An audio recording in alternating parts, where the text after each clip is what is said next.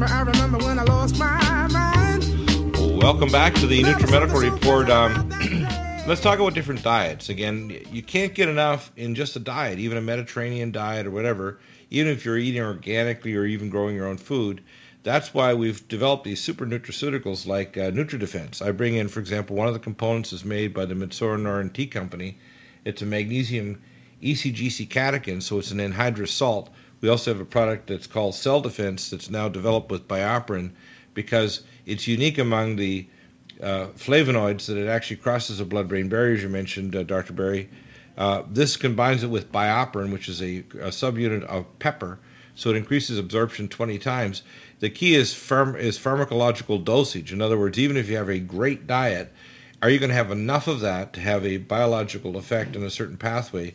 Can you address that for a second? Because that's important, where we need to not only have great diets, we need to actually start using what I call pharmaceutical levels of highly technically designed nutraceuticals to have the biological effects to turn off vascular disease, fatty acid-induced inflammation, and all those other things. Well, I agree with that statement 100%.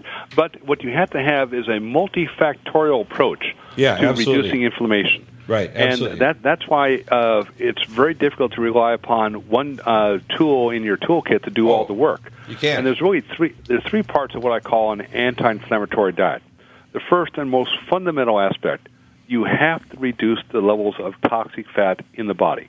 Right. And that means you have to do two things simultaneously every time you open your mouth the best you possibly can. One, reduce the intake of omega-6 fatty acids. Right. The second is basically to lower the levels of insulin. Right. How do you do that? You basically balance protein and carbohydrate the best you can at every meal. So that is your number one anti-inflammatory tool, reduce the levels of toxic fat. Right. The second most powerful tool you have is if you have toxic fat, at least dilute it out, almost using now fish oil, the omega-3 fatty acids, to dilute out the levels of toxic fat in the membrane so you're less likely to make one of these pro-inflammatory hormones that starts the entire inflammatory process. In this respect, high levels of fish oil begin to act as a corticosteroid. That's the ultimate anti-inflammatory drug known in medical science, and at high enough levels of omega-3 fatty acids, they do have the same effects, beneficial effects of steroids without their side effects. In fact, the only side effect of high levels of fish oil is they make you smarter. And the third level of your anti-inflammatory diet, not as powerful as reducing toxic fat, not as powerful as diluting out toxic fat, but nonetheless very, very useful, and that is now the polyphenols that inhibit the activation of the master switch that turns on the entire inflammatory process. Yeah, one of the other ones we use is called Anti-Age Max. It's part of our protection of mitochondria and cell membranes. It's a dimethyl resveratrol, better than trans because it has a half-life of 58 minutes rather than 8 minutes for trans resveratrol. It's from a Japanese herb. And what we're able to do with this is prevent the oxidation of cholesterol to the 9-noronyl hydroxycholesterol, the oxidation of cell membranes, and of course this NF-kappa activation process gets stopped. So it's a very important thing that people understand. It's a comprehensive program. It's not just one thing that you can just throw at it and stop the problem. Well, exactly. But once you have a battle plan, you say, okay, I can do this. And it actually boils down to, some very, very easy concepts. Because your grandmother told you what those concepts were. And I'll summarize them right now. Basically, eat small meals throughout the day. Right. The second aspect, you have some protein at every meal. How much? The amount you can fit on the palm of your hand. And notice some hands are bigger than others. The bigger your hand, the more protein you need to maintain the levels of protein. Now, when you eat that protein, how much carbohydrate do you eat? Well, simple. Take your plate and divide it into 3 equal sectors. On 1/3 of the plate, you put some low-fat protein that's no bigger or thicker than the palm of your hand. That's about 3 ounces of low-fat protein for a female, maybe 4 ounces of low-fat protein for a male, and I don't care if it comes from animal or vegetable sources, as long as you get adequate levels of amino acids.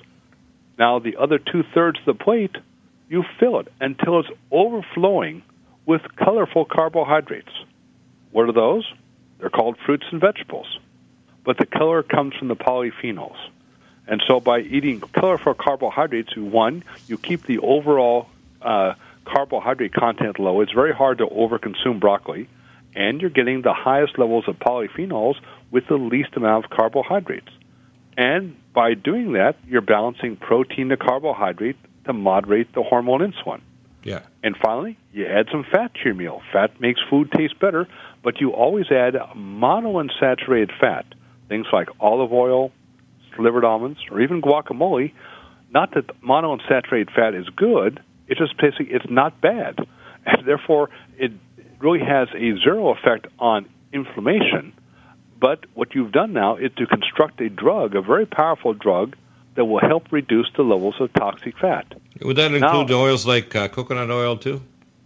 Well, it would be, but the coconut oil is rich in saturated fats. Yes. And saturated fats can also activate nuclear factor kappa B. So that's why the monounsaturated fats or the omega-9 fats are basically the ideal compromise between omega-6s, which are pro-inflammatory, and saturated fats, which are somewhat inflammatory.